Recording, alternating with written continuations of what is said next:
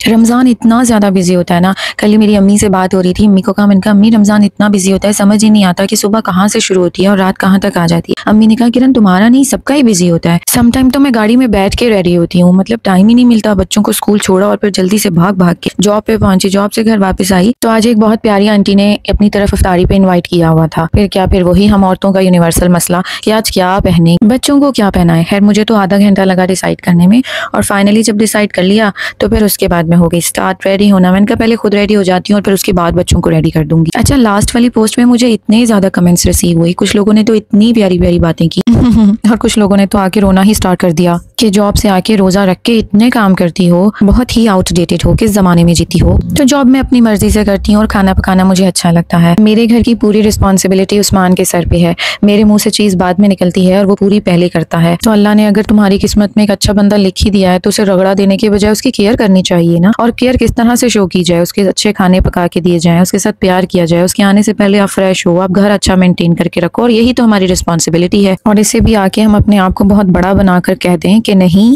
Equality, तो फिर equality तो इस चीज में भी आ जाती है कि समटाइम उस्मान भी बीमार होते हैं, उनका भी दिल नहीं करता जॉब पे जाने का, लेकिन वो फिर भी जाते क्योंकि उन्हें बिल पे करना है, उन्हें रेंट पे करना है, उन्हें ग्रोसरी पूरी करनी है, उन्हें बच्चों की मेरी हर किस्म की जरूरियात का ख्याल रखना है। यार यहाँ पे मैं हो गई थी रेडी, मेरा स्ट्रेटनर खराब हो गया था और मुझे इतना दुख हुआ कि मुझे बाल बांधने पड़े और मैं इतना अपने आप को यहाँ पे अजीब फील करी थी ना कि आज तो मेरा दिल था कि मैंने बाल खोल के ही जाना है, लेकिन एंड टाइम पे आके स्ट्रेटनर खराब हो गया। उस्मान कहते हैं हर चीज दो दो रखती हो तो तुम स्ट्रेटनर भी दो ही रख लेती। खैर हम यहाँ पहुंच गए थे और इतना मजेदार खाना बना हुआ था, अफ्तारी इतनी अच्छी थी कि मुझे लग रहा था कि अगर मैं 5 स्टार होटल का बुफे भी खाती ना तो शायद वो भी इतना टेस्टी ना होता। अम्मी के बाद अगर बहुत ज्यादा एहसास और केयर किसी ने किया है तो इन्होंने किया है। फ्रेंड्स तो बहुत हैं, लेकिन वो होता है ना कि एक बड़ा हाथ आपके सर में हो, तो वो इनका था। किसी चीज का मशवरा चाहिए हो, कोई चीज हेल्प चाहिए हो तो फटाफट इन्हें कॉल कर देती हूँ कि आंटी मुझे ये चाहिए, और आंटी हैं कि 1 मिनट से पहले रेडी होती हैं सब करने के लिए। और यहाँ पे बैठ के हम सब ने इतनी मजेदार अफ्तारी की और दिल भर ही नहीं रहा था। और देखिए मजे की बात कि मैं कितनी चालाक हूँ, मैंने अपनी चेयर जो है बिल्कुल बुफे के साथ ही रख दी थी ताकि बार बार मुझे उठ के जाना ना पड़े। खैर मैं मजाक कर रही हूँ, मुझे जगह यहीं पे मिली थी। खैर मैंने अपनी अफ्तारी कर ली और वो होता है ना कि वो माँ वाला जो चीज होती है कि आपके बच्चों ने कुछ नहीं खाया और इनके लिए ना इन्होंने सेपरेट रूम रखा हुआ था, बच्चे यहाँ पे आराम से खेल रहे थे, तो मैंने इनको जल्दी जल्दी से खाना खिलाया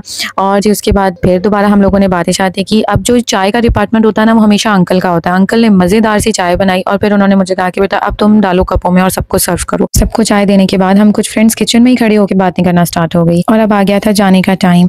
मोहम्मद और मेहदी का दिल ही नहीं करता इनके घर आके वापस जाने को। इनके बच्चे मोहम्मद और मेहदी से इतना प्यार करते हैं। अंकल आंटी से मिले और आंटी यही कह रही थी कि इस दफा ईद तुम्हारे बगैर गुजरेगी, लेकिन वो खुश भी इस बात पे थी कि 5 साल के बाद ही अपने पेरेंट्स के साथ ईद करेगी। मेरी खुशी तो आप पूछे ही ना, इतनी खुश हूँ कि दिल है कल के बजाय आज ही चले जाऊं। खैर आज का सारा दिन बहुत अच्छा गुजरा। मिलते हैं एक नए ब्लॉग में। अल्लाह हाफिज।